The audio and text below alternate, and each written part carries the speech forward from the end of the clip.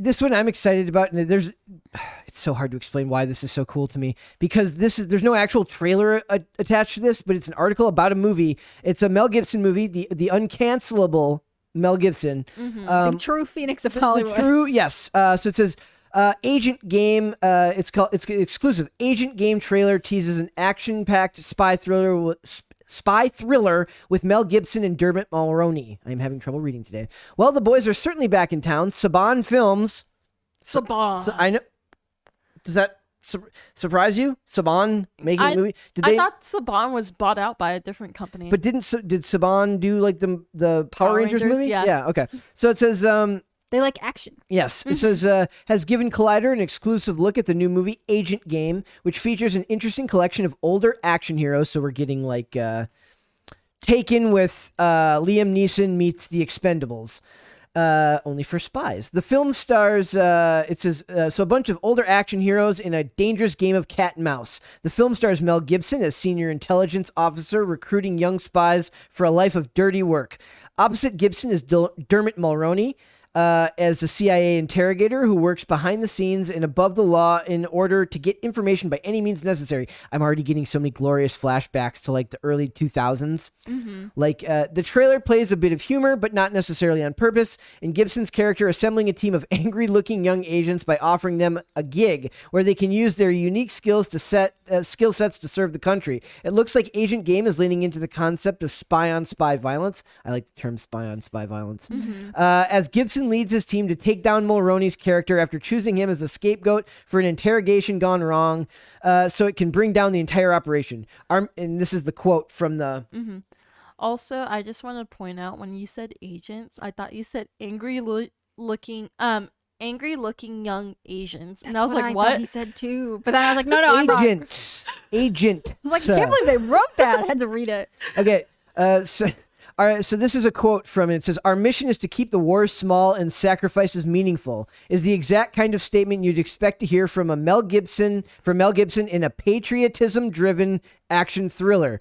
But it's Barkhad Abdi's character of Omar, who appears to be an interrogation subject, makes a statement perhaps even more true to the nature of American military actions, saying, quote, "Just because you're American doesn't mean your colleagues share the same values as you, or share the same goal as you, excuse me." It says, so I just love it. It makes me think of the 90s in the early 2000s. And I kind of had a realization earlier. I've been I've been watching a show called The Last Ship. It's like it was from 2014 to 2018, and it's about a pandemic that spreads all over the world, kills off almost all of the population, and this ship is sent out to do research to find a cure. And they're working on it, and it's the most pro-rah American military show ever.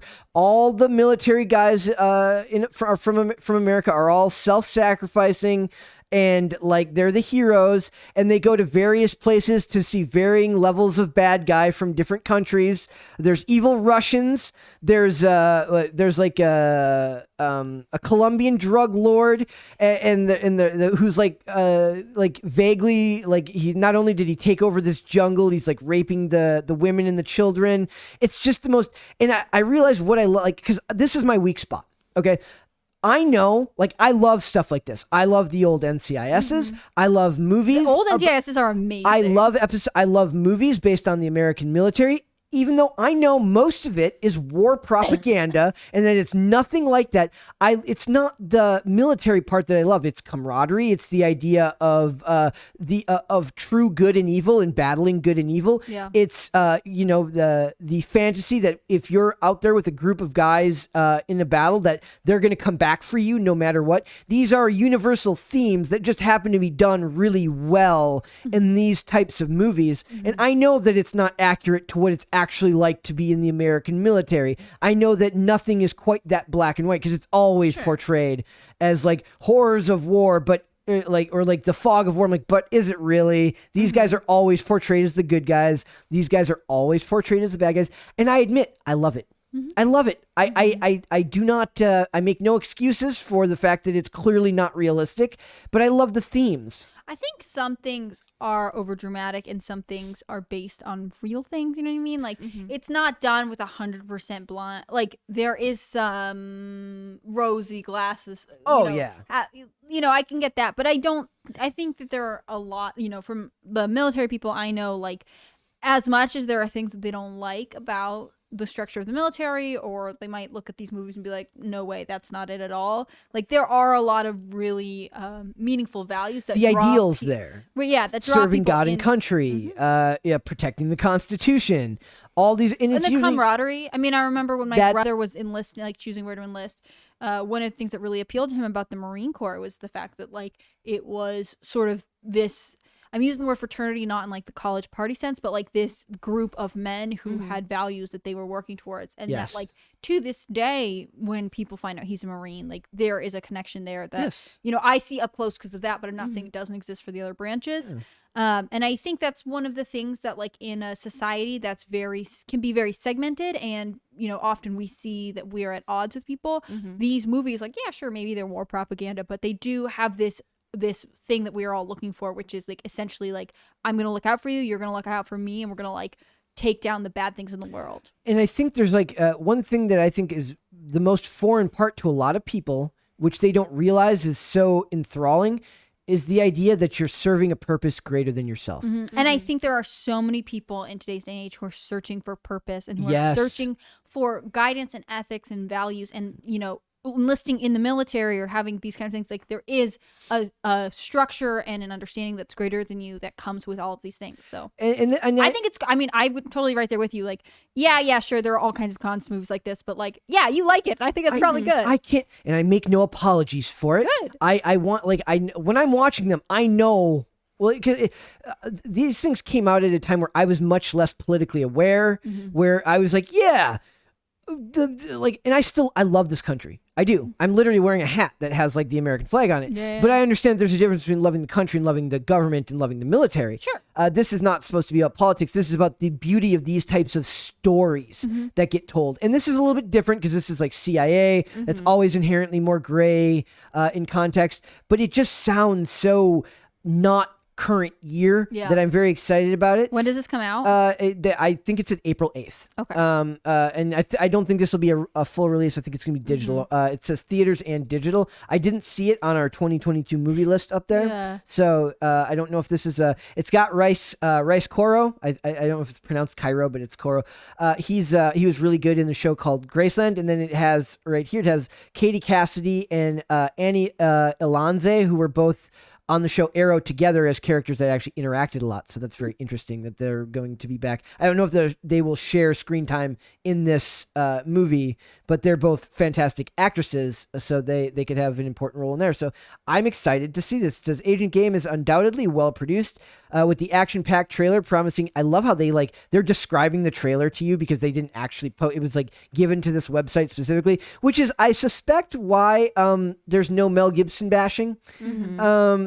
I've noticed this, like, some sites do real well with, like, magically not having anything negative to say about him, when other sites are very much there to crap on him because, like I said, there is no redemption to a lot of these people. They don't believe in forgiveness. They don't believe that you can change. Right. Even though Robert Downey Jr. Well, and they also don't accept anyone, like, I'm not here to defend Mel Gibson or like speak out in support. Nobody But I also think that, like, if you were like, no, those are my opinions and that's the way it is, like, there's no space for that. Like, Nope. Conform or die. Yep. What's funny is Robert Downey Jr., who had his own comeback story and redemption arc, albeit for like personal problems, not something where it's so funny how like the only redemption arc you're allowed to have anymore is when you just ruin your own life. When you're a really bad person. For yourself. But yeah, when you self-destruct internally, not when you say mean things about other people. Where he said, like, this man has suffered enough. Forgive this guy, for God's sakes. What is a world without forgiveness?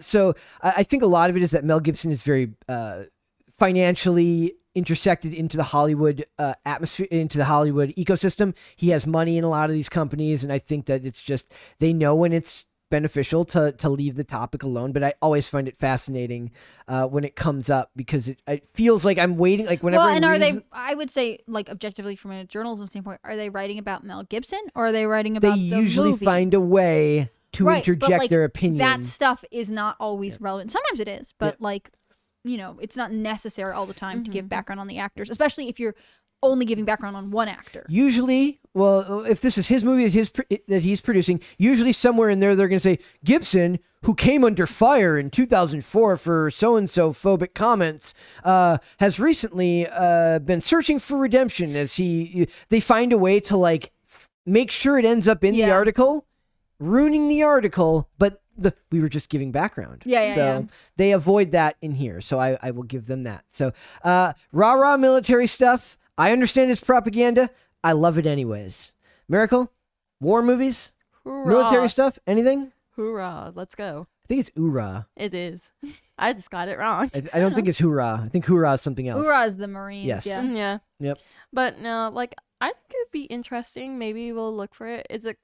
Oh, I'm going to watch it. Yeah. It says streaming. It didn't say which platform, but likely we have Watch it be on It'll Paramount Peacock. or Paramount. Yeah, it'll be on like one of the two we don't have. Mm-hmm. And we're like, Tim, we need more muns. Tim's not paying for any. I'm paying for all my own streaming services. I should be submitting, but I don't. I'm like, would I really not? Like, I'm not going to cancel. I just because I have to have my choices. Like every night, you spend more time. Like I need to find a study on this. where men. Why do they have to have so many choices when it comes to streaming stuff? I don't know. Why are men like just weird? On International Women's Day, is this really the conversation we want to have? About you, always, Brett. The conversation That's what I'm saying. always be about you. I'm trying to turn it around. I'm saying, like, shouldn't we be focusing on women's streaming services habits today? Women's streaming services. Habits. What if it's just women's streaming services, though? Women Yeah. only streaming services. It's Well, called that's- Wimixin. It's just called Wimixin. Oh my god. I thought Netflix had something like that. Well, where no, it was, all like, of them. only- Amazon Prime. They all have like a Lady thing. flicks. They all That have sounds like weird. I don't like that. It's called Chick Flicks. my Get it God. right. all the streaming services right now. Just like during Black History Month, they have like Elevate Black Voices, and then they have like a section where it's just movies from that culture. They have that going on right now. At least on Amazon Prime, it says like Her Stories, like Her Story. Pass. Yeah, Hard it's- swerve.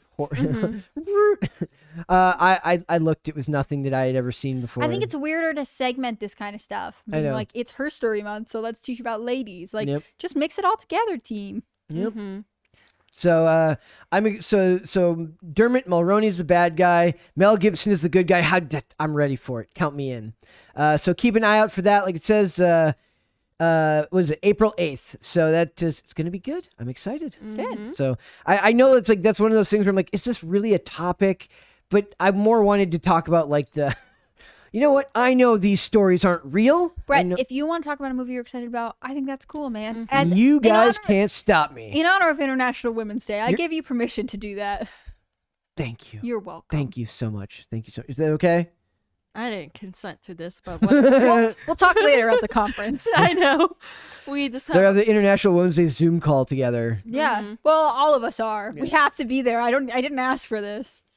It's not your fault. You didn't even know it was International Women's Oh, Day. our contractor told me.